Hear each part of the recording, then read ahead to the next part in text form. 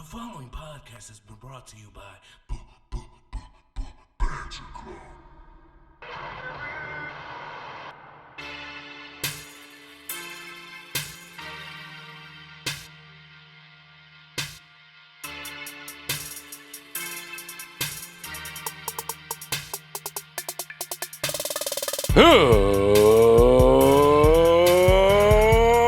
Ladies and gentlemen, boys and girls, children of all ages, Ramblemania proudly brings to you, it is he, it is I, it is me, it is we, it is us. At the top, it's just us, it's just us. The Angel of Death 6XL, joining me as always. That is I, DJ the Gaty. And we, of course, are the Banter Club. And if you Yes, sir. are not down with that, we have got 2 words for you. What's a good one this week? Yonkers beat. It's Yonkers. That's fair. That's fair. Yonkers was the winner of the week. Yeah, So- Yonkers won everything this week. Yonkers wins the week. Eddie Kingston, congratulations. Yes. As sure Eddie Jada I was gonna say, as Jada Kiss's victory on Verzuz was not something with judges. No judges. It was not something with points. No points. It was 100% Madison Square Garden and the people watching at home. Jada Kiss has annihilated the entire Dipset without needing much help from his own squad, the Locks. The Locks was out here and they performed some of their best shit. They were amazing last night, but the problem is Jada Kiss was so fucking wild. Jada Kiss that he could have ascended. done it single-handedly. He left Earth. The man all of a sudden cultivated something known as autonomous ultra instinct Using and his turned the ultimate form. entire diplomatic squad into mangu and served it on a plate with 3 sliced fucking salamis just so they can understand this Yonkers beat. It's Yonkers. Eddie Kingston was Jadakiss- walking around the happiest man today. Eddie Kingston probably went back home, put on his big ass shorts from 2003 and his big ass Timbs for no reason in the middle of 90-degree heat. It's Yonkers. Just to scream out his window, "It's Yonkers!" Oh man, that shit was insanity, Tev. What the hell? It was the hell of a fucking battle. It was pro wrestling incarnate, even though there was no actual pro wrestling on that. But it I was- mean, was there not? the promos were out of this world. And I mean, there was as- no matches, but the promos were amazing. I mean, this shit. As far as work rate goes, the Locks, their work rate was elite. Fucking Styles P sat down on the ground with fucking lime green fucking outfit, I mean, messing shit, with Cameron, pulling his legs. there was no Cameron's wrestling. like, get the fuck. There was no wrestling. The Jim Jones took a bump.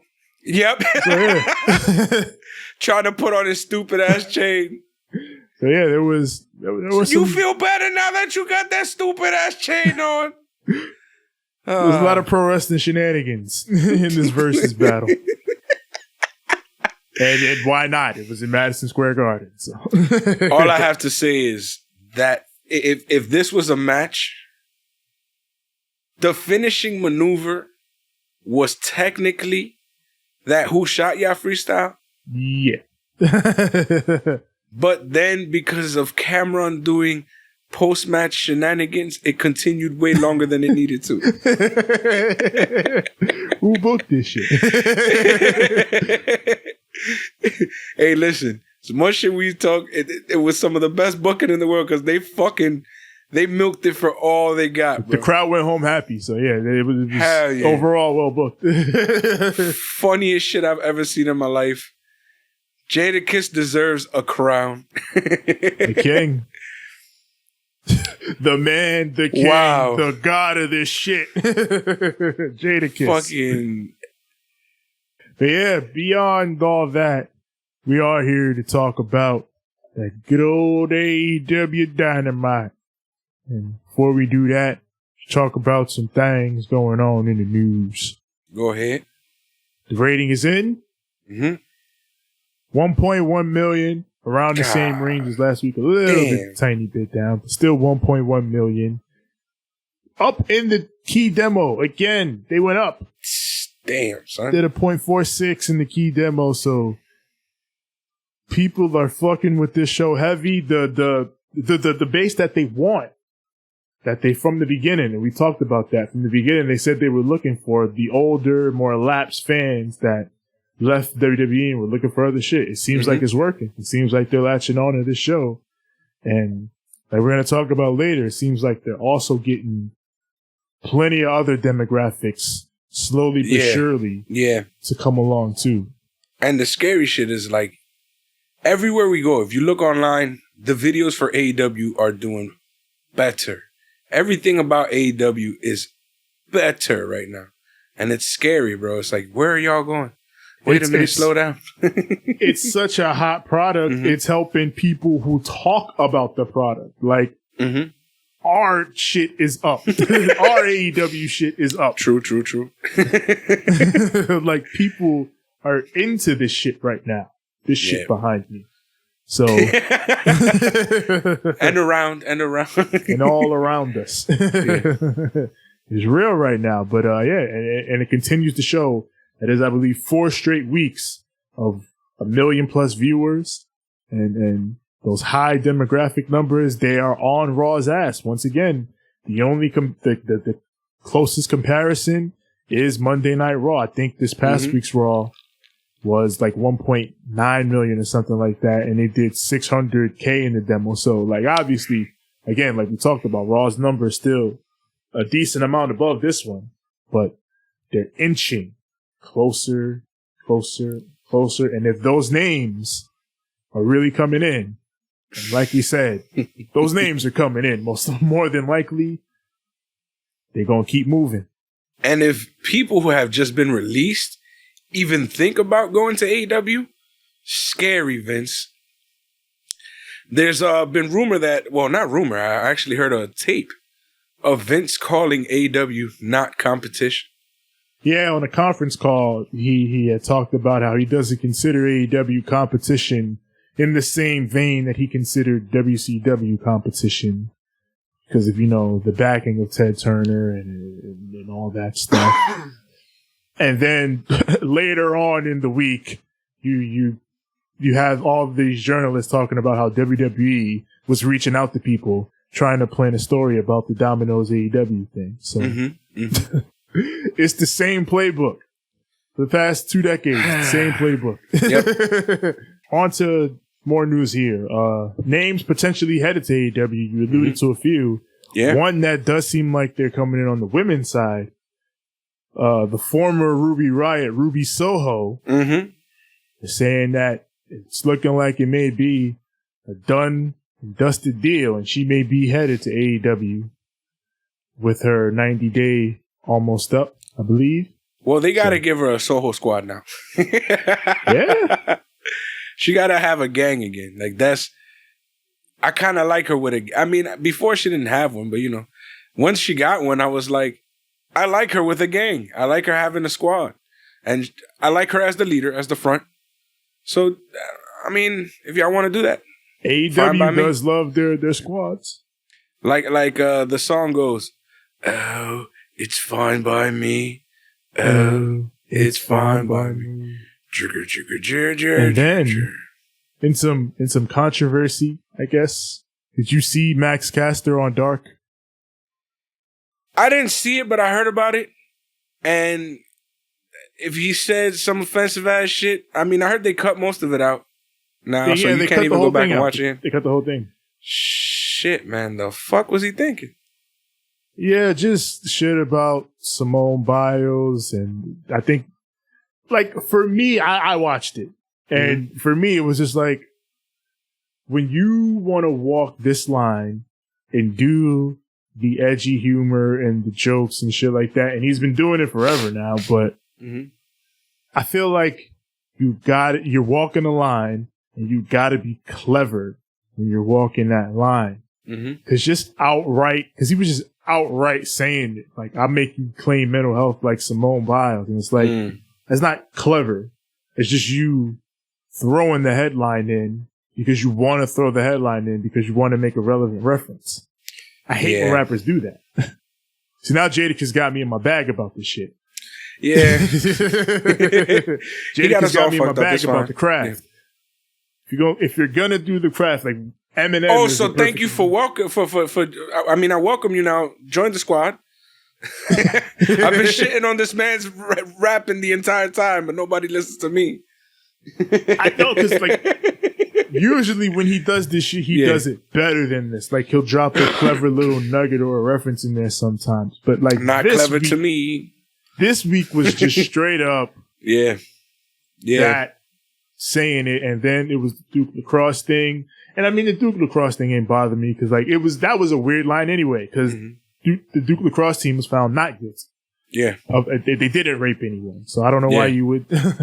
Whatever. I don't even know why you would even bring that shit up, bro. That's some trigger warning shit, bro. Like, what are you doing? And again, if you walk the line, walk it artfully. That's not walking it artfully. Yeah, because you do shit like that because, you know, you're trying not to make light of it, but to reference it and to make a point. And that's how you should use it. But he tried to use it as like a joke when these are not shit. There's nothing funny there. You feel me? And then they've been going at Julia for weeks now, but this one was just like, your vagina stinks, Julia. And it's like, all right. All right. It wasn't clever. And again, if you're going to do it, I need some creativity. Otherwise, you're just saying offensive shit to be offensive. Yeah. And that's not funny. It's not cute, or it's not anything. It's kind of offensive. Yeah. Kind of, no, it's offensive. Yeah. And like Tony Khan, he called it terrible. Yeah. And I also called it terrible, but probably not for the same reasons, but for the reasons I just explained. Like, it just wasn't, the bars were shitty. They were shitty bars.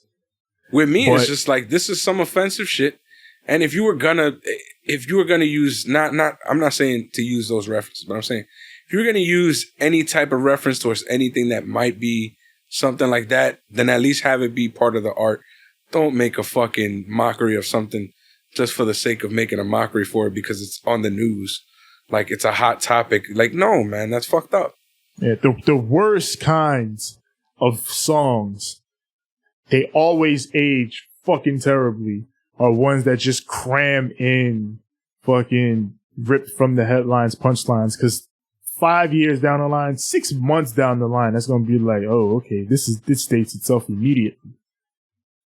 And I mean, you're in the moment, you're a pro wrestler, you're trying to get heat, but like this, no. No. Glad it was on Dark. And it's not even on Dark anymore. Yeah. It got edited out of the show. Because had it been anywhere else, that shit could have been a problem. Yeah, it could have got a lot worse for him because people were already, and calling for Max Caster to get fired. Come on now. No. Of course he shouldn't get fired. Just like talk to him in the back and like, hey, do that again. And that's it. Yeah, that's not funny. That's not artful. It doesn't work. Get it out of here. Yeah, but like, you know, with the way things go nowadays, people like to go overboard and cancel. Yeah. We don't want Max Caster fired. We just want him to do better. That's it. Tony Khan said fucking he was like, I personally am gonna edit Dark and Elevation from now on. Like, goddamn, Tony, you ain't busy enough already? You gonna edit 4 hours, extra hours of footage personally? I edit 4 hours of footage every week. It's time consuming. Ain't you busy already? I know. You're too busy to be doing that. I don't know, bruh. I guess this is why he runs the second biggest wrestling promotion in the world. He's put in that work. Hey, Vince, somebody coming at your neck, yo. Work ethic. 'Tis it up there, Tevin? Is it there? Or to the left or the right of me? Is it below the camera? Could it be above the camera? Sabu. I've got it. And now I'm bringing it to you.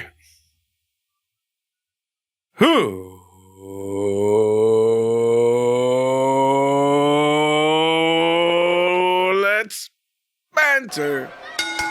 AEW Dynamite. I thought I wouldn't be saying this for a while, but here I am from Daly's Place. It is AEW Dynamite Homecoming.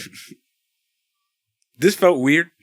It did feel kind of, especially so because when they did the last Daly's Place show, they did that fucking beautiful video package that was kind of like saying not goodbye, but like see you later to Daly's. Yeah. And I was like, oh man, what a good video package. It's going to be something I've seen this place for a while. But then like a month and a half later, we're back. Daly's Place, yeah. We couldn't stay away from you guys. I mean, I do. For everything, like, it really has become like AEW's home, Daly's Place. So like, I don't particularly mind, but like, it was kind of weird to see them back so soon. It was weird to see them back just because of the fact that I don't like the way that it's set up with the crowd. Yeah, with the they're above the ring. Yeah. It's just visually it's just strange. Yeah. I don't mind it because it lends itself well to like those daytime shots with the sunset and all that shit. Yeah, the camera cuts. That shit is dope. But yeah. It's like kind of like a baseball game in that aspect. Yeah. But it's just weird. Fans over the ring is just always what? Yeah.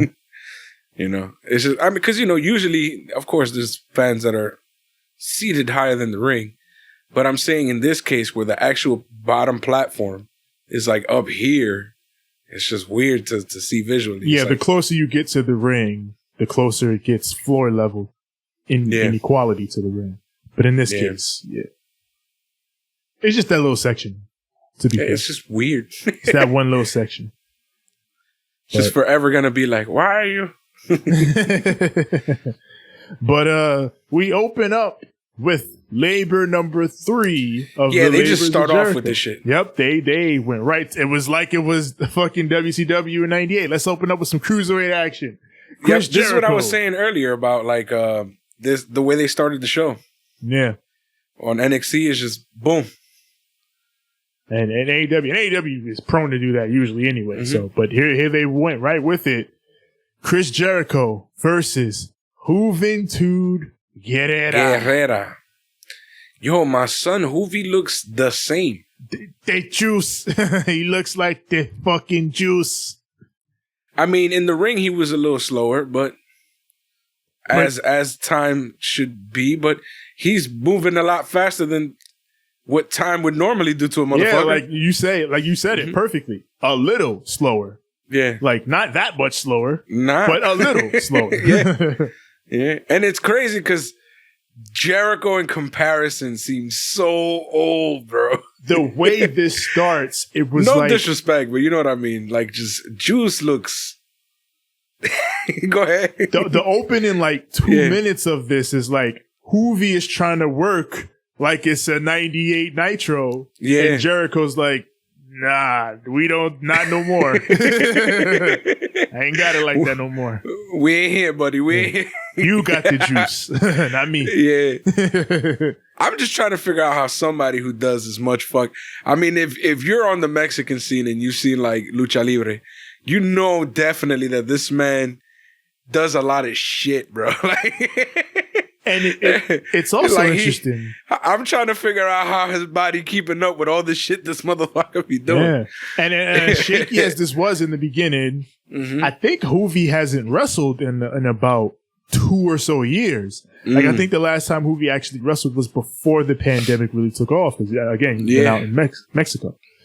But he's here now. And after that little rough beginning, they sort of get themselves together and get on the same page, and it picks up. It gets better. Yep. Yeah. So, like, at one point, like, Hoovy just kind of just hits this dive on Jericho to the outside, and the crowd just starts shitting, holy shit! They get juiced. They're juicy juice. Yeah, man. The juice is still fucking, it's crazy. He's headbanging and shit. My shit is just like, I don't like the ponytail. He should have had the hair loose, because one of the things that I always used to like about watching Hoovy matches is the fucking headbanging. In Revenge, like, that's his Hoovy was my guy. I used them all the time in Revenge, specifically to let him do the taunt. Fucking love Hoovy, and he was doing the headbang and the hair was whipping, but it's not the same as when he had the fucking giant frizz, bro. Yeah. Just hair everywhere, bro. Him and Psychosis used to get me nuts with all that hair, bro. Yeah, man. Psychosis had way more. Yeah. Just bring back all the WCW Cruiserweight guys, man. Just do that for me, Tony Khan. That's what Tej wants. I'm over here still looking for Booker T back. He locked in with WWE. We've already had Ultimo Dragon, Dean Malenko's here. We had Hoovy now. Now we gotta just see Psychosis. Let's do it. Yo, give me Dean Malenko versus Hoovy versus Jerry Lynn versus Chris Jericho any day, bro. Does Kidman still work at WWE, or did they let him go? I don't know. Would he even be in the shape though? Because if I don't even need Kidman to wrestle, I just need to see him. Just let him come out in his shorts and his tank top. It had me feeling like it really was 98 WCW. And you know, Daily Place is like damn near outside, so you get that nice little view of the sky from time to time. Tony Schiavone's on commentary, like, yes! Come on now, man. Nostalgia bubble. Stop doing it to me, AEW. Stop it. You just, come on now. This is why we fucking love this show. Fucking Juice just jumping off the top rope like he didn't weigh nothing. Yeah, fucking Jericho comes back. He gets into it. He hits crossbody. Gets a 2 count. Hoovy hits a big thrust kick. MJF is like, I taught him that. MJF on commentary. No, you didn't. Like, get the fuck. JR is like, yeah, sure you did. JR is getting sick of his shit. Facts, bro. Like, you were shitting in your diapers when this man was out here wrestling Jericho. What are you talking about? Stop. So Jericho. I'm older than you, nigga. Fuck. Yeah, come on now. So Jericho, he gets Hoovy down and goes for the pin, but Aubrey reminds him, you got to hit him with a top rope move. That's the only way you can beat him. So Jericho starts trying to pull off Hoovy's mask. Yeah, he tries to rip it out from the eye socket. Yeah, just like, again, like I said last week, the man that Hoovy originally lost his mask to was Chris Jericho. Chris Jericho, yep. And Jericho's trying to pull that mask off again, but Hoovy fights him off. You know that got me kind of tight? It was kind of like, hey, wait a minute. It like, yo, that's some heel shit, number one. Yeah, you're the face here, Chris. Yeah, in fucking Lucha Libre, that's like disgraceful, bro. Like, like niggas, you a heel after that. You a rudo. Yeah. All the way rudo. And it's like... You know that, Chris. Yeah, and I'm over here watching him like, yo, what are you doing, fam? And that's number one. Number two, that's a nice-ass fucking colorway that he got rocking. Fuck is you doing? Ruining the feng shui of the fucking... I like this outfit. What the fuck? But I guess he just wanted to call back to the fact that he was the one who originally took Hoovy's mask. Yeah. So. But then just pull on it a bit, you know what I'm saying? Yeah. Or don't fucking break the hole out. Now I feel like you owe that man a new mask, bro. Buy that shit. The juice. Fuck out of here. Who told you to break it? Yeah, you fucking with the juice. That's a nice-ass mask, bro. You bum. Nah, imagine. I'm sorry, Jada could stop it. Yeah. So, you're starting to make me say shit that I don't want to say. Yeah, bringing out the New York in all of us. Jadakiss is summoning the monster in all of us. Hell yeah. We going back to our trash talking ways. Hoovy comes back. Gets a spin out face buster. That gets a near fall. Hits the Hoovy driver. Lands the Hoovy driver. That gets a 2.9. Jericho comes back, gets up. Drops Hoovy with the Judas effect, but of course he realizes he's got to use a top rope move to win. So he climbs up top and hits a top rope Judas effect. Spinning top rope Judas effect. Yeah, it was pretty much a spinning back elbow off the top, but it looked clean as hell. Shit, yo, I think he saved all the energy for that one move. Yeah. He's like, I'll fucking be a little slow during the match, Hoovy. It's fine. Trust me, when the finish comes, it's gonna be like we back in 90s, whatever. Well, all they remember is the finish. That's what Bully Ray said Vince told them. All they remember is the finish. And the finish for this worked. Boom! Just That's all it was. It was a boom and then a Yeah. It may not have been Jericho and Hoovy in 97, 98, but that finish was. Yeah, and it was fun enough to that point. Like just the novelty of Hoovy on TNT again, like we talked about, this was fun. This was a fun time. Remember when he used to refer to himself as the Juice all the time? The Juice. And he really thought he would. He really thought he was as big as The Rock. But like, hey, listen. I mean, Hoovy, we love you. You're great. One of the best cruiserweights I've ever seen in my entire life. But you're not The Rock, bro. You're not. You never will be. He's the juicy one. You're the juicy one. Yeah. Be proud of being the juice. Yeah. You ain't got to be The Rock. But I think you're not The Rock. At this point, it's fair to say that his legacy as the Juice is secure. My only beef with this entire match, that sloppy ass situation that they had when Jericho was trying to put him in the walls from the top rope. Yeah. That shit looked disgusting, bro. Wow, that was ugh. They had a bit of a rough time in the early going getting it together, but when they started clicking, they got there. They got there in the end. And it's like I talked about before in AEW, like it's fortunate that the crowds are always with them. Like they don't go left and start shitting on the show when shit looks a little shaky. Yeah. They give the performers a chance to get it together, and when they do, they're with them the whole way. Yep, they get rewarded for that, which is amazing. Yeah, yeah. But like, to be honest, that was the only part where I was just like, "Ooh, I think Juice forgot."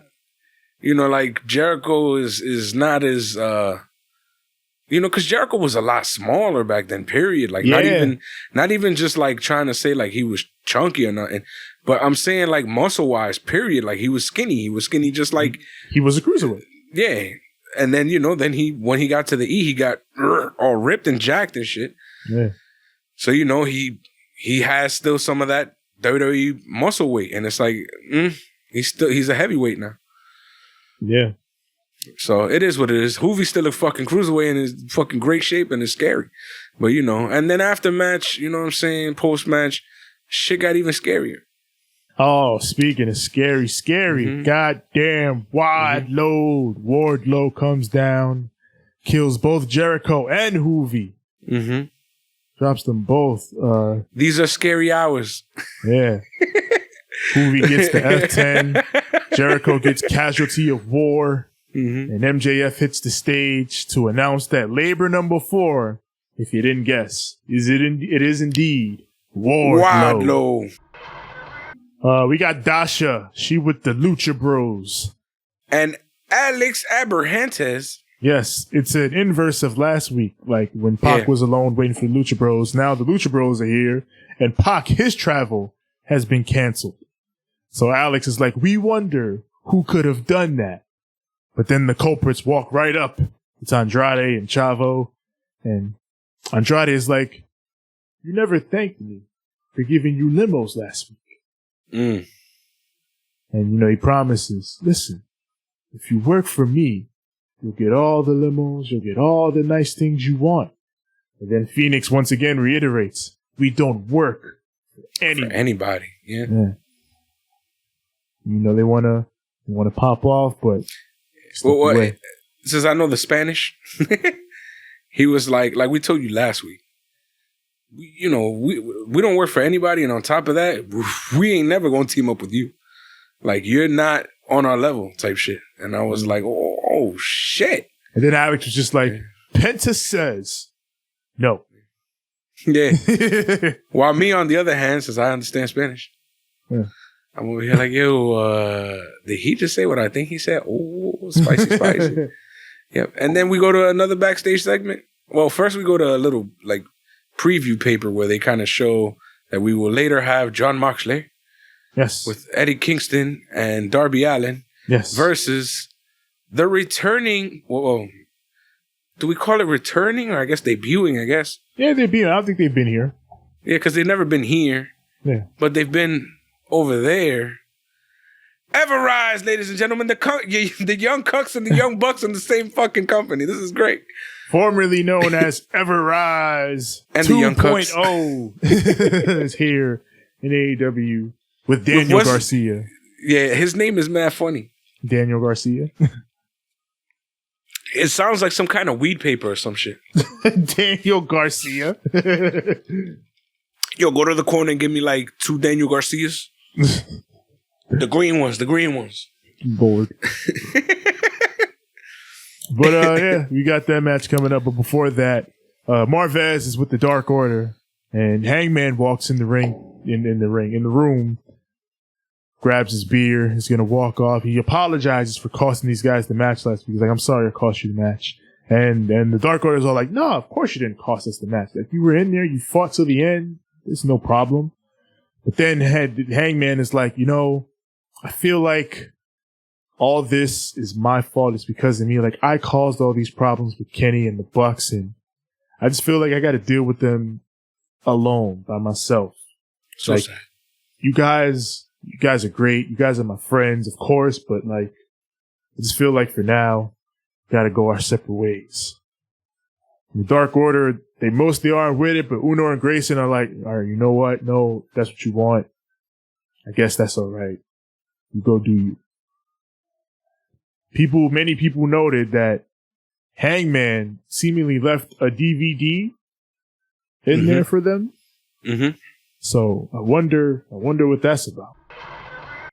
2.0 and Daniel Garcia versus Darby Allin, Eddie Kingston, and Jon Moxley.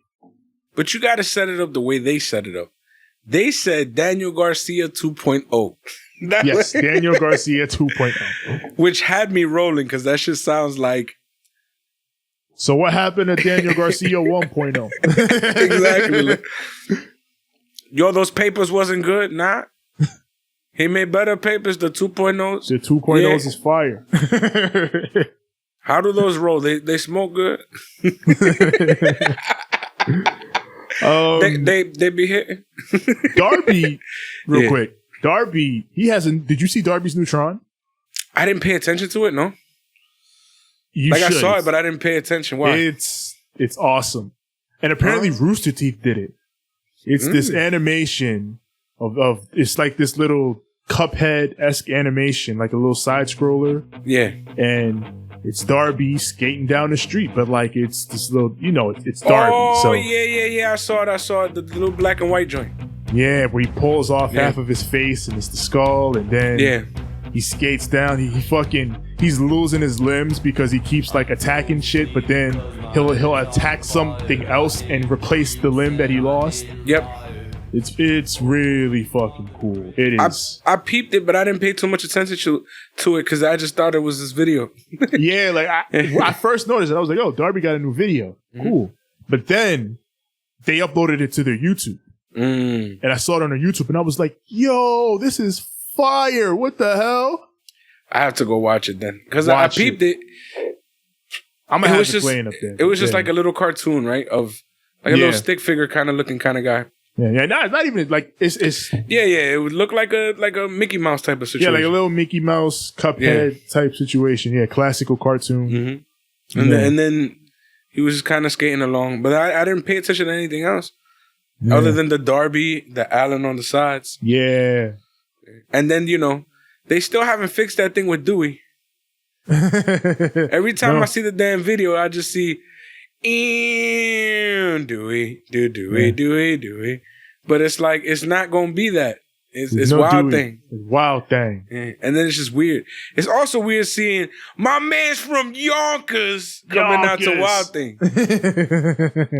Shit, after last night, he should be coming out to fucking Y or Locked Up or some shit like that. Nah, I mean, this man some shit. Give him We Go Make It. Give him We Gon' Make It. That I like We Gon' Make It. Yeah. Fuck it. Give him X. Yeah. Just imagine fucking 18,000 people. Fuck the frail shit.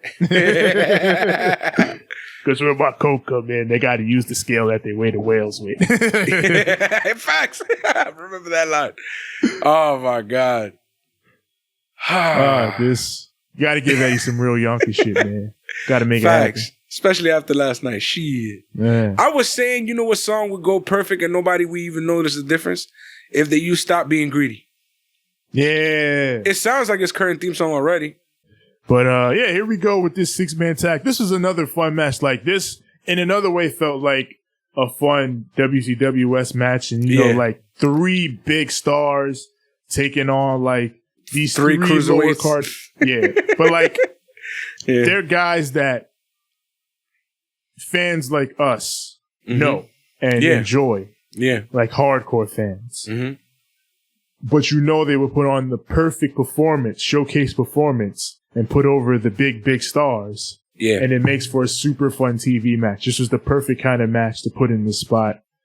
Yeah, it's like they put Chris Benoit, Dean Malenko, and Jericho versus...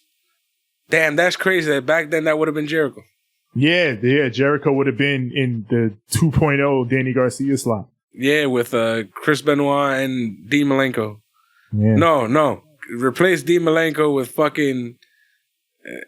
what was this? Give me the El Dandy. Fuck it. El Dandy? Who are you to doubt El Dandy? They had like those 3 guys against like the Outsiders and Steiner or some shit. Yeah. Or Sting and Luger and Macho. Yeah. Like just 3 big stars going at it against like 3, you know, good workers and shit like that. With like Dusty on the outside. Yeah. The Sting is, of course, on the outside watching on. Yeah. And he was doing all the good shit, yo. Did you talk about the match and then, you know. Yeah. Because this is Garcia and Darby, they start with some technical wrestling, and they're gonna have a match next week, so I'm ready for that because everything they did together was really good. But Darby goes for a victory roll. Matt Lee blind tags in, and that brings in Eddie. And I love Excalibur talking about their history together, Eddie and 2.0, because they have wrestled each other in Chikara and things like that. So he's beating Lee down in the corner, and then the ref pulls Eddie away. And then Mox beats Lee up in the corner. The faces are all doing heel shit early on in the show. It's weird. Mm-hmm. So we go to commercial. We come back. Garcia runs in and cuts Darby off. So Mox just runs over to their side of the ring and just beats the shit out of Daniel Garcia. Like, don't fucking touch my surrogate son. So they go outside and fucking Matt Lee, he's in front of Sting and he's like, "You're Sting. You're the real Sting. I can't believe you're the real Sting." He's marking out over Sting like he's ready to rumble. And fucking Darby kills him with a tope. Yeah. It was perfect. The camera shot was perfect because you just see Darby in the distance. Yeah, boom. No cut, no nothing. It was perfect. Oh, man. So Mox tags in, drops Daniel Garcia with the paradigm shift, and Darby hits the coffin drop, and they get the victory. Post-match, they're all celebrating, and Eddie, he goes over to Sting, and just being a mark.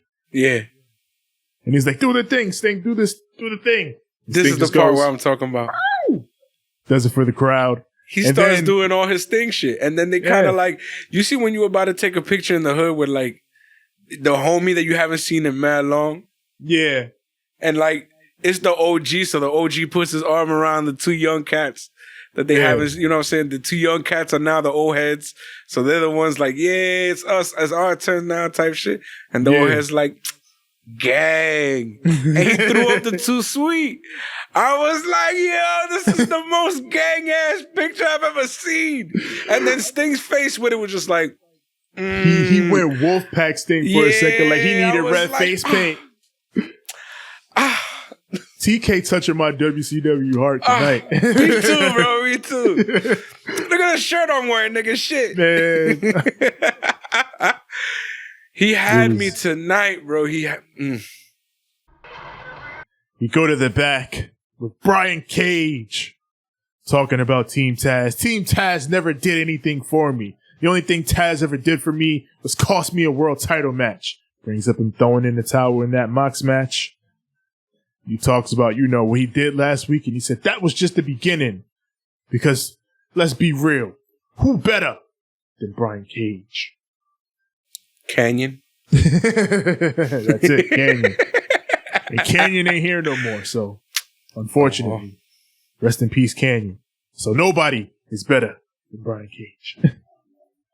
Aww. Yeah. Still Wolfpack Sting, I'm sorry. I'm sorry. He did the kiss face, man. He's hood now. It's weird. The man. It's Jada because he got to damn everybody. He got to everybody. He got the world. Well, we got the Elite in the back. Yeah. Fucking dribbling too much around yonkers going on. basketballs, and the Elite are being dorks. This segment offended me. This segment offended You can't wear Jordans after last week, my man. You can't be talking basketball after last week, my man. I don't want to hear none of this shit. Put it all away, fam. Yeah. Why was Luke Gallows wearing a Ric Flair robe? What the fuck is going on here? So someone pointed this out. Because Luke Gallows is wearing a fucking Ric Flair robe. And then he's even like, because he's like, hey, Dark Order, you want a shot at our tag titles? All right, fine. You get those shots next week. And after we beat you, we'll get even more robes. I'm like, what the fuck? Why are you wearing a robe? And then, so it's been pointed out that Gallows has on a robe, Ric Flair. Mm-hmm. The Bucks have on Hawaiian shirts. Bray Wyatt. Kenny Omega has on a Cookie Monster shirt. CM. And knowing Kenny Omega, I absolutely think that's on purpose. And Brandon Cutler was wearing Tim's. Brandon Cutler don't got Tim's energy.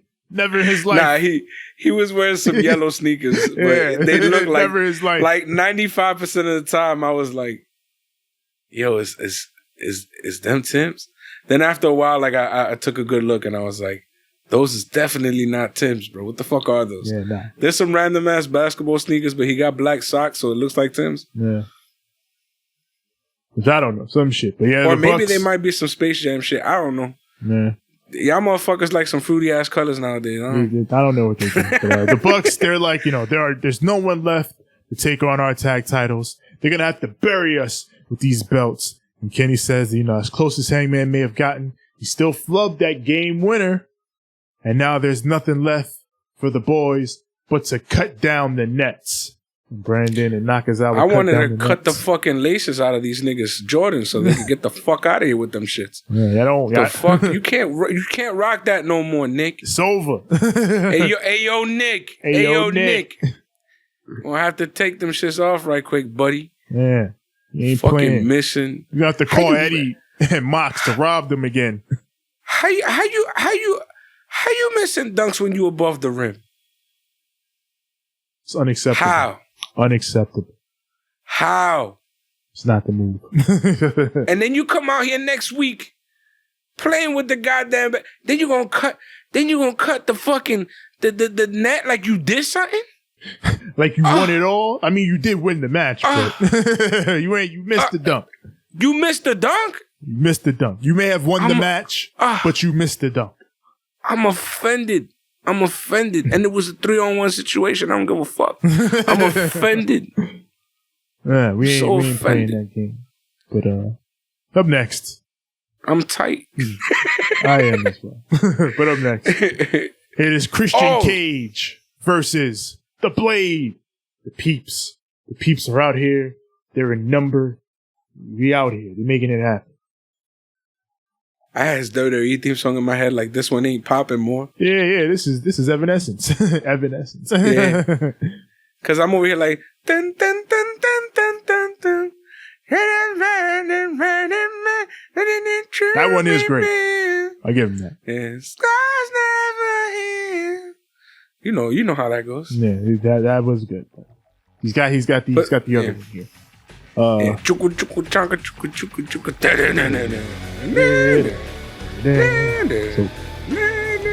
But our homie Blade, he is in the Hiffo, of course, the Hardy family office. Mm-hmm. And Christian rushes him on the ramp to pop shit off because remember, he hit him with the Nux last week, so it's beef. Yep. And, they go outside. Bunny tries to distract them, but Christian is no fool. So, Bunny is in his face talking shit. And Christian is like, oh, yeah. Blade tries to sneak up behind him. Christian just turns around like, nah, Dex. Veteran shit. Excalibur's like, he heard the footsteps over this crowd at Daly's place. He heard those footsteps. He's a veteran. He was listening. Yeah. So, Bunny again tries to distract Christian and interfere, but Leyla Hirsch runs down and gets this woman the hell out of there. Every time I see Leyla Hirsch, it's she always looks so gangster. She bout this shit. She's always on some type of time, bro. Yeah. Like, I never see her go down there and just be chilling. Nah. She's always on some type of time. It's beef. Don't play that. She got that fiery short woman energy. Yeah, it's like, you know what it is? It's that short mom energy. Yeah. When you a little moms for some weird reason, they're like dogs, bro. The smaller they are, the fucking more fierce they really are. Yeah. You get you a little chihuahua fucking yapping the shit, and you're like, oh shit. Calm down. Don't fucking tell me to calm down. Like, oh, this motherfucker bite. You don't see pit bulls on that type of time. They too big. They know if they bite you, they're getting arrested. Yeah, they ain't trying to hurt you. Fucking chihuahuas, they fucking don't give a fuck. Yeah. Shit. They get you right, they clipping your ankles and all that. Yeah. So we come out of commercial break. Christian gets a sunset flip for a 2 count. Then he hits the second rope uppercut. Goes for a tornado DDT, but he is no Fuego del Sol. So the Blade reverses and hits him with a power slam for a near fall. He's trying to rip off the turnbuckle pad, is the Blade, but the ref is like, get the fuck no. But that's clearly a distraction as he goes over to the other corner and gets the Nux.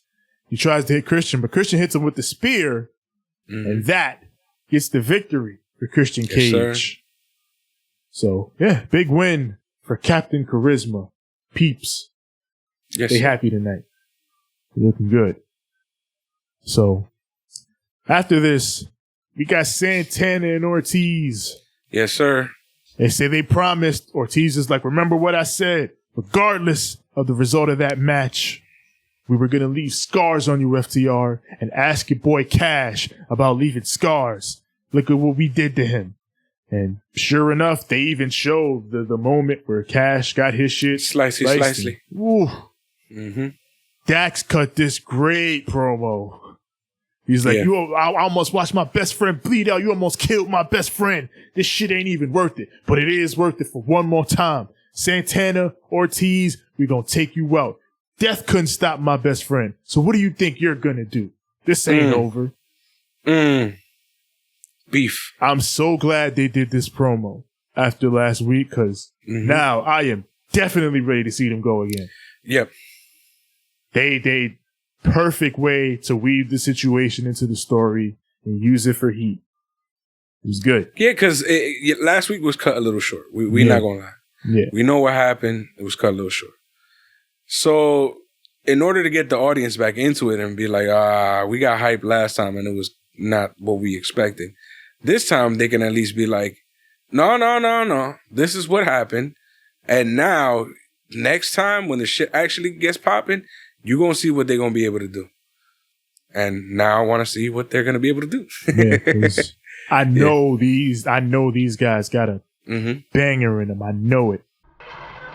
We got Tony in the ring with our women's champion, Dr. Britt Baker, DMT. So she talks about winning the title right here in Jacksonville, Florida.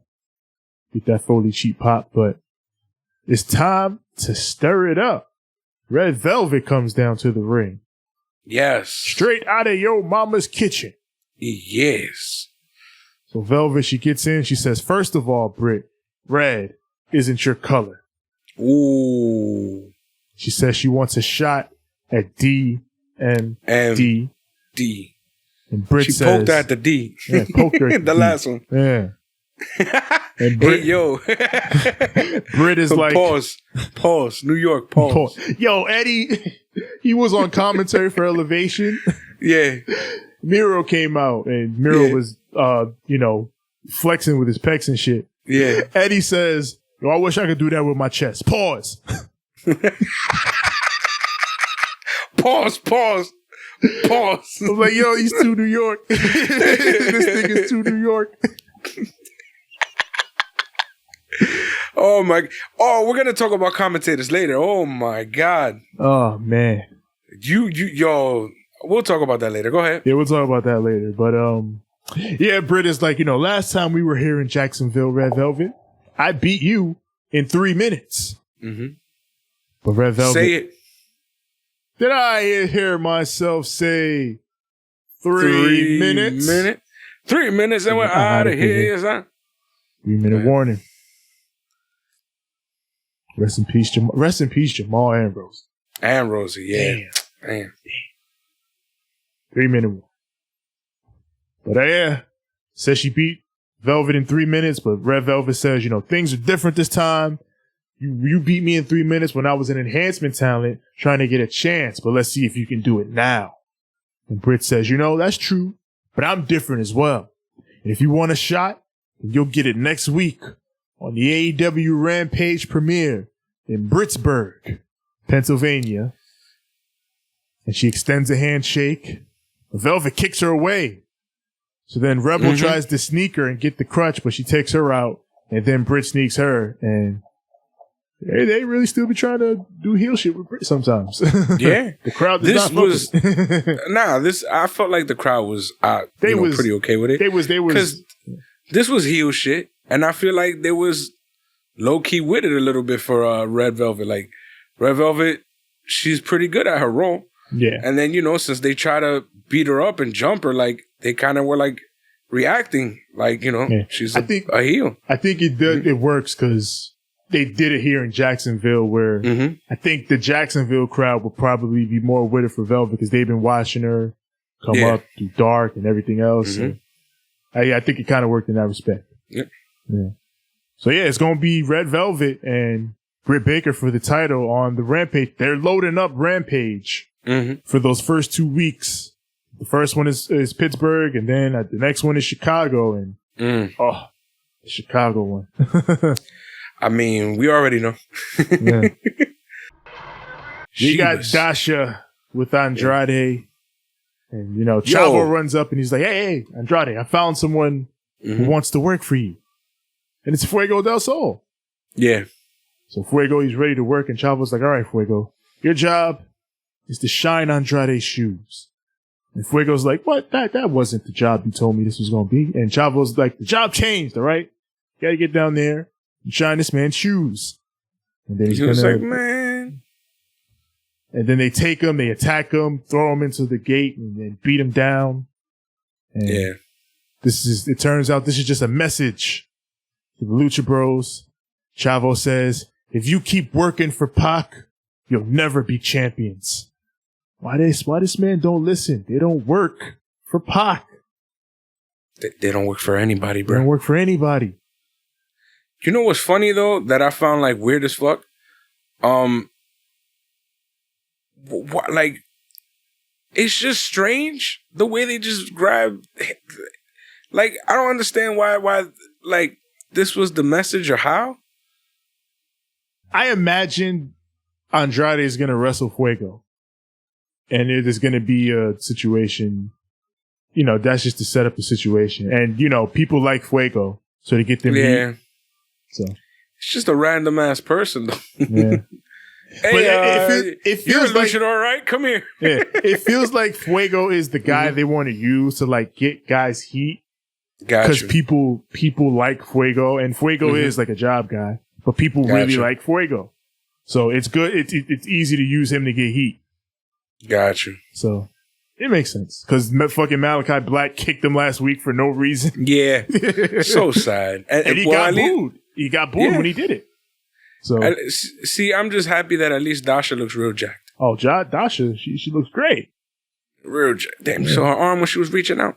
Yeah, That mic just, I was like, damn, baby girl, you've been lifting. I see you. You've been lifting. I see you, baby girl. Damn. You're lifting. All right, and then up next, we got Tony Schiavone with the Hangman Adam Page. Yes. He's in the ring, but the Elite immediately come out to interrupt him. But Hangman, he's like, you know what? Matt, Nick, I'm glad you guys are here because honestly, there's something I need to say to you. But then Kenny steps in the ring with the Bucks and he asks Hangman, oh, what are you out here trying to do? Are you trying to rejoin the Elite? You have some regrets about your actions? And then Hangman is like, that's the last thing I want to do. I don't want to rejoin the Elite. And Kenny's like, listen, Hangman, you, much like these people out here, you're a try-hard. And the reality is that the Elite has changed and you don't fit in the group anymore, Hangman, because the Elite, we do not have failures in our group. We do not have losers in our group. And then Hangman just decks him because he's trying to hear all this shit. And, fights him, but he gets a beat down from the squad. And then the Dark Order runs out to try to make the save. But Uno and Grayson jump out in front like, no, don't. He said, don't help him. Yep. He said, don't help him. So the Bucks, they grab him, they hit the BTE triggers in a row, and as we know, the BTE triggers, the multiple ones, they kill dudes off. Fucking Mox died for a few weeks after the BTE triggers. The Phoenix, they kill dudes with that. So it looks like Hangman might be dead for a little bit. Then Kaz runs in, our boy Frankie Kazarian. Yeah, that's what I was going to say. The Elite Killer comes out. Yes, the Elite Hunter. Frankie Kazarian is here, but he's quickly dispatched because he ain't got no backup. Yeah, this was sad. The they hit him with a backup. basketball. Yeah. Kenny's like, I'm going to give you one last look at this belt that you're never going to be able to hold. And he hits him with it, and yeah, the Elite stands tall, fucking, and the one set of people that could have saved them, they can't even do it. They're trying to respect Hangman's wishes, and Hangman's wishes were, let me deal with it by myself. I've caused enough trouble to y'all. So, it's a sad step in the story. It's an interesting step in the story, though, so. Wonder what we're gonna do. Like, it's so 3-dimensional to me. Like, that's what I love about this story. It's 3-dimensional. The characters are all reacting in very real and, emotional ways to everything that unfolds. It's good. Yeah. But, we got Dan Lambert. Yeah, this was funny. Yeah, he's like, you know what hurts more than getting a blackout from the Murder Hawk monster? The truth. And I'm gonna tell my truth next week, but I'm gonna bring some backup. So I guess Dan Lambert is going to come next week to talk more shit about AEW. Okay. This show fucking sucks. I swear to God. Okay, I'm Jim Cornette, but I'm not racist. Get your ass whooped. That's what's going to happen. That's literally his gimmick. His gimmick is fucking all of the people who hate AEW. But Dan Lambert is not a problematic piece of shit, so he can play the character and then be great with it. So yeah. So yeah. This could have been you, Jim, but you're a fucking problematic motherfucker. This could have been Jim, but you wanted to be a piece of shit in real life. TNT Championship is on the line. Big Shotty Lee Johnson takes on the Redeemer, God's favorite champion. What the hell? Miro. So Lee, he rushes Miro to start, but pays dearly for it. He gets beat down, and it's looking like this is going to be a short one. Miro goes for the game over, but Big Shotty escapes as we go to the picture-in-picture, and then he's making a comeback. Do you like the video, by the way? Oh, the one they played before? Nah, for Miro. Yeah, I love that shit. God's favorite champion. Yeah, his whole presentation as fucking the Redeemer is fantastic. I love it. He's scary. He's a scary motherfucker. Yeah. And it's like he perfectly toes the line of hilarious and terrifying. Yeah.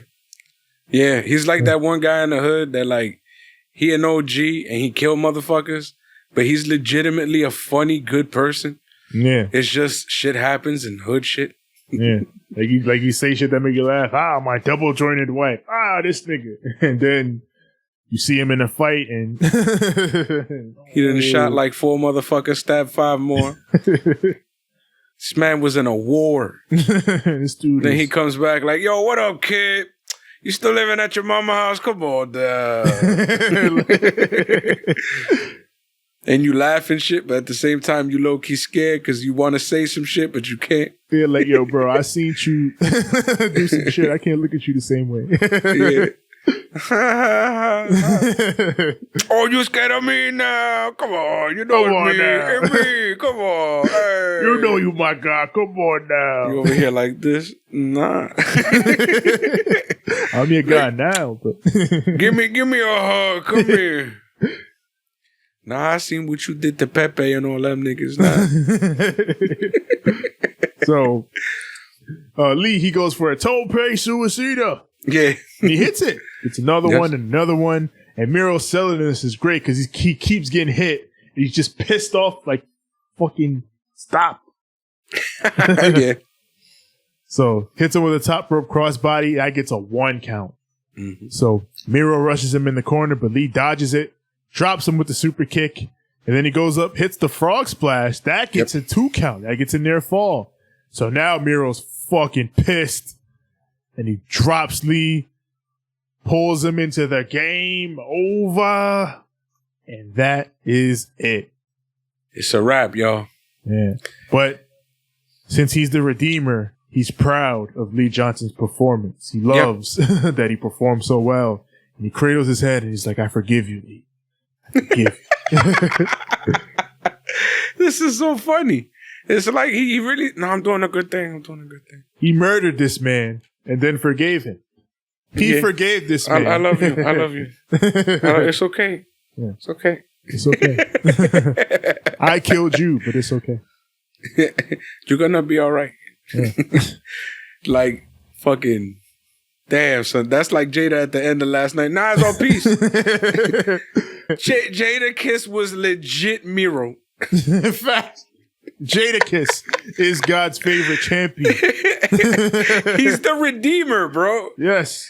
He literally killed the man and said, no, you're okay. You're okay. I forgive you. You're going to be all right, Cameron. It's okay, Santana. It's okay, Jimmy. So we got Tony. Yeah. They're announcing the announce team for Rampage. This is what I was talking about earlier. Yes. It is 4 motherfuckers? A 4-man booth. 4? Excalibur, Taz, Mark Henry, and Chris Jericho. Nah.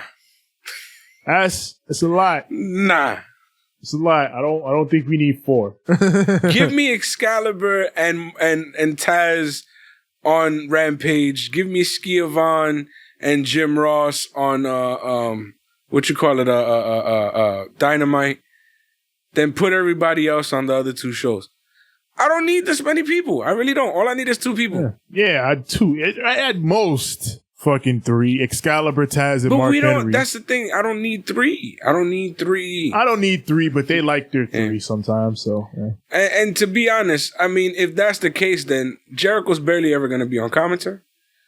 Yeah, like I'm hoping Jericho is just like a few-time thing, and it really is just going to be Excalibur, Taz, and Mark Henry because they don't need 4. 4 is too much. Especially like Chris Jericho, Mark Henry, and Taz. I think are all going to have a lot to say. It's going to be too much. Here's the thing. It's going to become a situation where they're all going to be trolling, and then Excalibur's going to feel like the odd man out because he's talking about the match. You feel me? It's going to be weird shit like that that's going to happen. Either that or they're going to all talk over each other. I don't see how this is a beneficial commentary booth. Like, that's way too many motherfuckers in the booth. It's all right when you got an extra person from the match, meaning like somebody who's related to the situation, and you got that person on the side, because then they get to put their input from the vantage point of the person in the ring. But it's a pain in the ass when you legitimately got 4 motherfuckers for every match calling it when there's no other. And then what happens when you got a situation like that where you got another person from a team joining the commentary for that moment? You gonna really have 5 motherfuckers on commentary? And usually in those situations where you have like a wrestler in a feud join commentary, they will have one or multiple of the other commentators like mostly lay out for that. And they'll let like the lead guy and maybe the color guy here and there talk to the wrestler, who is for the most part, they're putting in their input. Like they take over. So it isn't just like really 4 dudes talking. It's really just 2 or 3 dudes talking. But in a situation like this where it's 4 commentators, that's a lot. I don't know how that's going to Don't like it. Yeah. Tony Khan, if it were up to me, really, Schiavone Ross over there on your Raw show or your Nitro show, and then over here on Thunder/SmackDown, you got just Excalibur and Taz. Their chemistry together is amazing. Yeah. Then you could use everybody else on Dark. That way, you know what I'm saying? You got your Michael Cole and Taz, and you got your Jim Ross and King, or you have your who was it? It was Tenay and Heenan on fucking Thunder. On Thunder, I think it was usually Mike Tenay and Bobby Heenan. That's what I remember. Yeah, that's what I remember. Damn, how the fuck do I even? There was those couple of times Kevin Nash did commentary. Oh, get him out of here. He didn't care, bro. He didn't give a fuck. Yo, I hope, are those on Peacock? Maybe. Because he didn't give a fuck. I watch those like once a year. Kevin Nash just legit shooting. He didn't care, bro. Didn't he say he just had to be there because corporate made him or some shit? He literally talks about fucking booking his own retirement. It was wild times. Tony is with Christian Cage. Now, the new rankings have come out post all these matches, and Christian is now the new #1 contender for the world title since Hangman was removed from the top 5. Christian has moved into that #1 spot. You see, Vince, what happens when wins matter? They matter. And it's a logical progression of things. So Tony, he asked, are you going to help Leyla Hirsch in her match? And she helped you in yours. And Christian is like, I spoke to Leyla Hirsch and I told her, thank you for being a friend. He starts singing the fucking Golden Girls song. But then he's like, no, seriously though. I asked her, if you need any help, I got you. And she said, nah, I've already got some friends. Some best friends. He's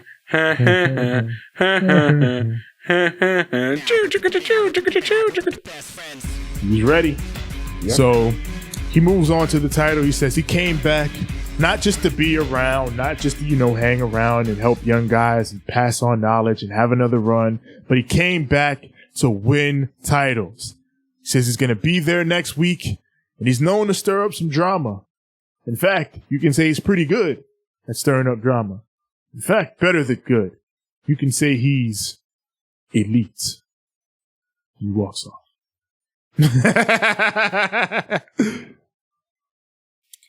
Hey, this is all I gotta say, man. Christian, this was all literally innuendos. This entire promo was an innuendo, bro. All I have to say is, don't let the door hit you on the way out. You know what I mean? You guys hey, all I gotta say is, hey, if it comes to knocking, you know what I'm saying? Whatever, like some fucking corny catchphrase here. It was all innuendos. It was hilarious. An apple a day. Yeah, there you go. My fucking brain decided to quit, man. I've been hitting this goddamn pen the whole time. I'm over here fucking wondering where the fuck life is. But, we got the bunny and legit Leyla, the bunny and and legit Leyla Hirsch. Why the fuck was that mad hard to say? Yes, the bunny has got Defo in her corner, and Leyla Hirsch indeed has the best friends. The winner of this match will face Camille for the NWA Women's World Championship at their their event coming up. We'll talk about it. Camille. I'm sorry that I just heard this motherfucker's voice the moment Tevin said Camille. She's got to wrestle Camille. Oh God. So Leyla, she gets the arm, maintain wrist control, but Bunny escapes. Yeah. And she goes outside. So Leyla hits her with a tope, looks over to Orange Cassidy. Thumbs up. And Orange Cassidy is like, yes. So they go back, they go to commercial. They go, they come back from the break and they're fighting outside. And I didn't realize this, but Camille is there. Yeah. Yeah, she's in the front row and she's looking on at the match and she's got her belt. You know, she's scouting. Camille. So they go back in the ring. Hirsch tries to cross arm breaker, but Bunny breaks loose. So Leyla, she picks her ankle, drops her with a big knee strike, goes for the moonsault, but she missed this moonsault. Like Bunny moved, but she missed. She was gonna miss anyway. So the DVD from the Bunny lands, and that gets a 2 count. Leyla once again goes for the Juji Katami. Yep. Bunny tries to fight out, but she gets that armbar locked in. Bunny taps, and legit Leyla Hirsch will go on to face Camille for the NWA Women's Championship at NWA Empower. She is like a legit head and a half taller than Leyla Hirsch. Like Leyla Hirsch is very tiny. Leyla Hirsch is Yoshi. He's very, very tall. If you ever meet Yoshi, she's about the same height as Leyla Hirsch. Yes. And then Camille is about the size of her and I's anxiety. Yeah, really? So, how am I supposed to defend myself against my anxiety this big? Well, she's gonna have to. We got Smart Mark Sterling with Jade Cargill. Oh, this. He explains that, people wonder why Jade hasn't been wrestling, but that's because she's been off building the brand with all these brands and, trying to companies, get herself going. Yeah. She's been off in Hollywood doing things. But you know what? After we've got the Jade brand going, she's going to compete this Monday on Elevation, which is the perfect name because Jade elevates any show that she's on. Jade, hit the catchphrase. Jade hits the catchphrase. Because I'm that bitch. I just keep thinking that Key and Peele fucking sketch. Bitch. She is that bitch. And with that, it is now time for the main event.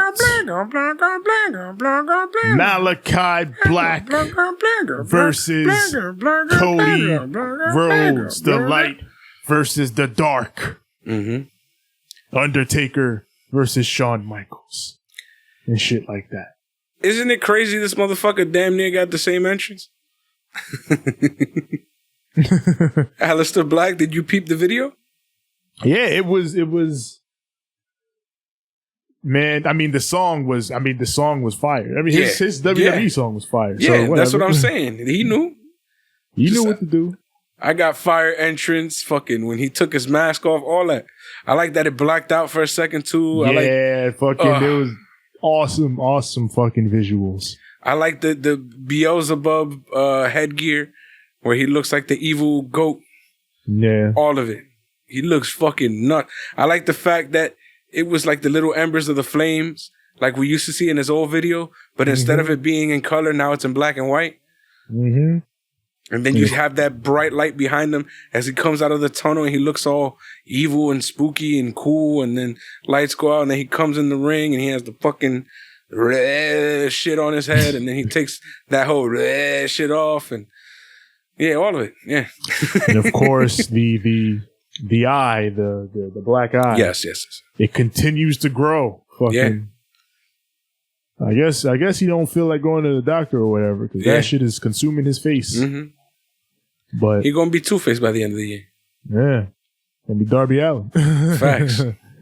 But again, fucking, Tony is like QT Marshall says he didn't like how Tony read my letter last week, so I'm not apologizing this week either.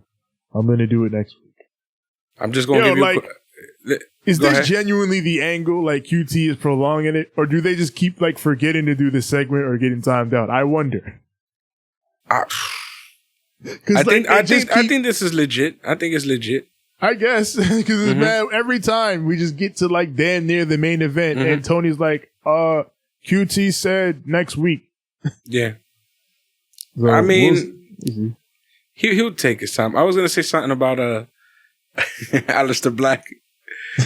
I find this shit hilarious where you were talking about the consuming shit because he gonna end up with half blackface like fucking Roddy Piper at one time, and he ain't gonna be able to take it off. He gonna go to the airport. They gonna that's not gonna be good. You remember, man? That was some crazy shit. He was literally full half body black. Roddy, what the fuck? What a crazy time. What a crazy time. And in this match, I found it kind of like great storytelling where like legit Cody Rhodes comes out like the most babyface I've seen him in a long time. Like he's so happy. He's with his brother. They come out. They give it a big feel. He gives a title belt to a baby. Not a title belt. He gives the what do you call it? The weightlifting belt to a baby. Like this was super babyface. White meat as white meat can be. Corazon de Leon. Jericho. Yeah.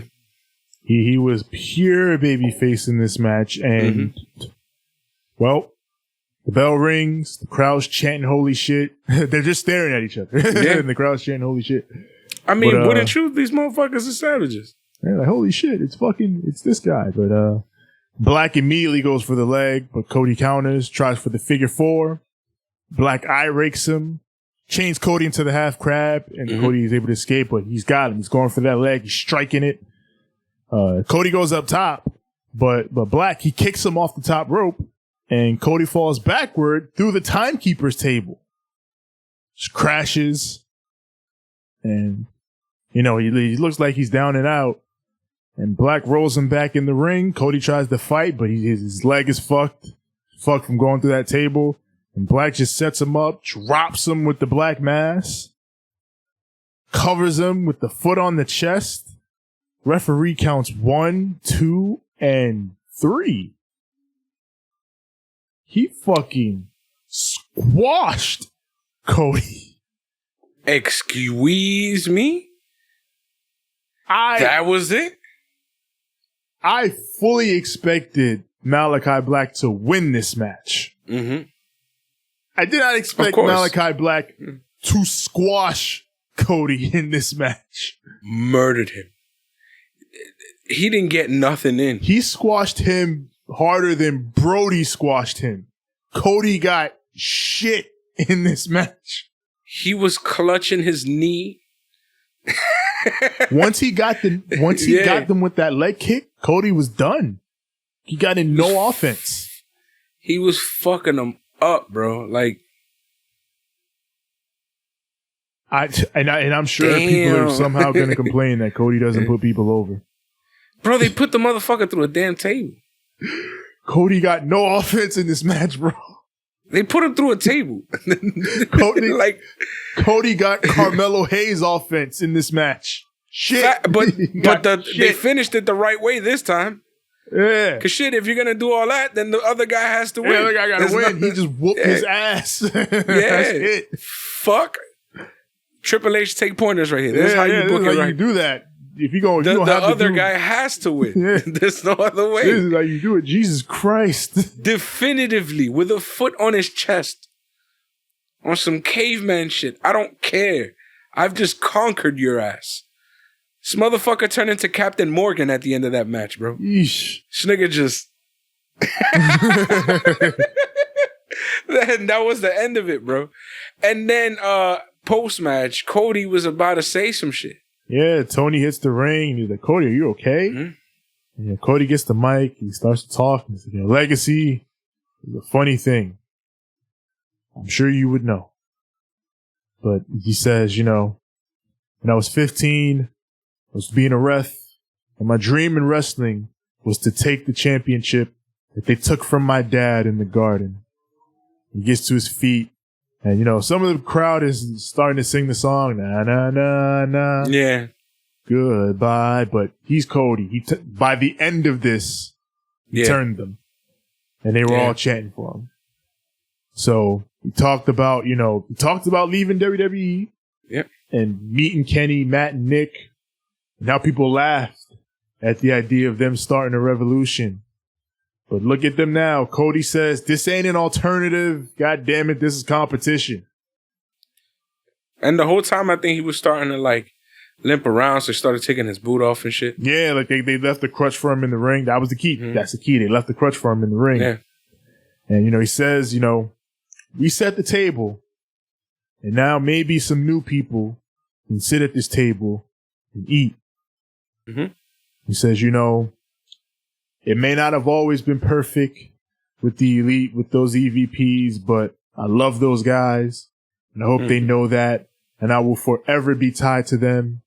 And, you know, much respect to the venue Daly's place, but I call this the AEW Amphitheater, and it's the perfect place for me to do what I'm about to do. He thanks the fans for making his life special, and he starts to place his boots center ring. He takes off his one boot, puts it in the middle of the ring. He's going to take off his other one, but then Malakai Black hits him with the crutch, leaves him laying in the ring. Fuck your retirement speech, nigga. You ain't retiring on my watch, nigga. I went over. Fuck out of here. Hell yeah. You going to have to face me forever. This means war. But he stands tall with his boot in his hand. And that's it. That's the show. Yep. Cody's going to go big show. He's also going to go spend time with his newborn baby. It's fine. Cody, he's taking a well-deserved little break. Well, he's going to do more work, but in terms of his daughter, you know, let him spend that time with his daughter. Yeah, he's going to have time to go home. Yeah.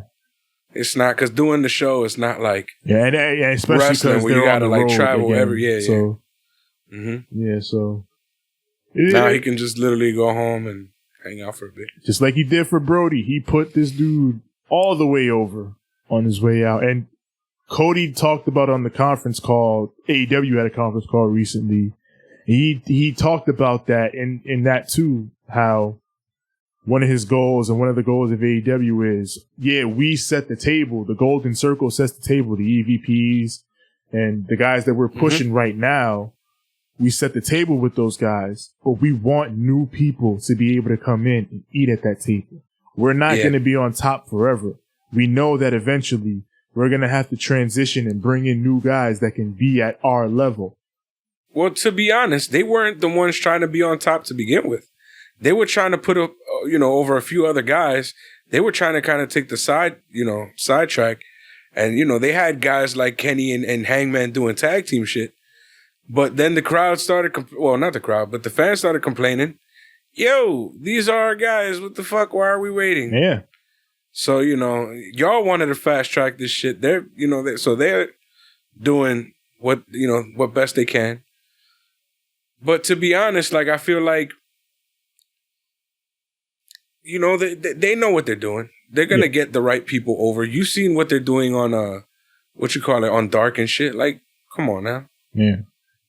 And that's the thing, you can see it on the top level with how they've elevated guys like Darby, MJF, Sammy, like those, you see how they've elevated those guys. And then on the lower level, you can see how they elevate guys from Dark to Dynamite to they have an ecosystem and it works right now.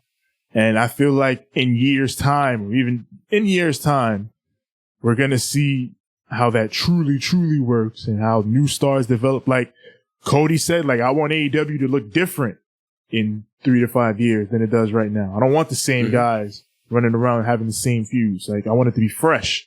I think that's what's going to keep the company viable for the future if they can continue to build stars. And they're doing well right now. Yeah. But that's the show. Definitely a bit of a cool down, I'd say. After the last month of like just back to back to back to back craziness. Insanity, yeah. But it was still good. Yeah, this was still good. Like, you had some solid tables and you still had a bit like, we talked about this before. I feel like AEW, they have like a very good balance of a big match with some solid angles and then, you know, smaller table setting things here and there. Like they're working out how to pace and build things from week to week, it feels like. Especially now that they're back on the road again and they're in the thick of it. So yeah. Into the thick of it. Into the thick of it. Oh. It feels like they wanted to come back and show Daily's Place like one more little bout of love. Like, yeah, this is our home, this is our place, and give them a big angle before truly heading out. And now they're going to be truly on the road. They're going to All Out. They're doing all this crazy stuff. Chicago, New York next month. I got 100 guns, 100 clips. Nigga, I'm from New York. Oh. You're getting close. But yeah, that's the show. Once again, this shit is fun, man. This shit is fun. Yep. I had a great time. Like, I can't complain. Like, you know, I have little gripes and shit with things here and there that I wish they would have done better, but it's never like anything too serious. Like, I really like what they got going on over there at AEW. And I can't complain. Like, the show's not perfect by any means, but nah. Yeah, but it's a good wrestling show. Yeah, it never feels like there's anything that's like, dude, what the fuck? And even if there is, you still have other things on the show that are great. Boy. So yeah, that's the joy of variety in a pro wrestling. Even if you got something you don't like, you're gonna get something that you do like. Exactly. Yeah. Or a lot that you do like and maybe one thing that you're not really into. Yeah, so it's a fun time right now. So. Yep. Yeah, that's our show. Yes, sir. Tevin, I would like you to let these people know where to find you and I and me and us. Indeed. Yeah. You already know where to find us. Find us on Instagram at Ramblemania Show. Find us on... Oh, shit. Damn it. Find us on Instagram at Ramblemania Show and at Banter Club Podcast. Find us on Twitter at Ramblemania. Facebook.com/Ramblemania Show. And find our group there, Ramblemania Show's Banter Club, where we and the other podcasters and wrestlers and everybody that we associate with post all our goings on and all the shit that is going down. And of course, as far as the audio, we are everywhere audio is found. Apple Podcasts, Google Podcasts, Spotify, Stitcher, Anchor, TuneIn, Overcast. Everywhere your podcasts are found, just search Ramblemania Show or Banter Club. And of course, the visuals right here on YouTube. Search Ramblemania Show or Banter Club. But when you get here, like the videos, click subscribe, and click the bell so that when the new content drops, it goes straight to you. As far as me personally, find me on Instagram at TJ the Great 1. That's TJ the GR, the number 8, the number 1. And find me on Twitter at TJ the Great. That's TJ the GR, the number 8. It's as simple as that. Yes, sir. It goes a little something like this. TJ the Great Kid. You can find me on Instagram at the number 6, the letter X, the letter L. That is at 6XL. You can find me on Twitter at SIIXX. Ain't I great? That is at SIIXX. You are ready. Tev, I would like you to leave these beautiful people out there in the tube of you and the people listening on audio all around the world with a little something called Too Sweet. I would say in a good fight and a good night, but I don't know, man. I think I want to leave these people with a put your 2 fingers up. We gonna say peace. We gonna say peace, and then we gonna put them together because we won. Innuendo. That innuendo right there, like we don't know what you're talking about because we won. Because we won. The truth of the matter is, we won.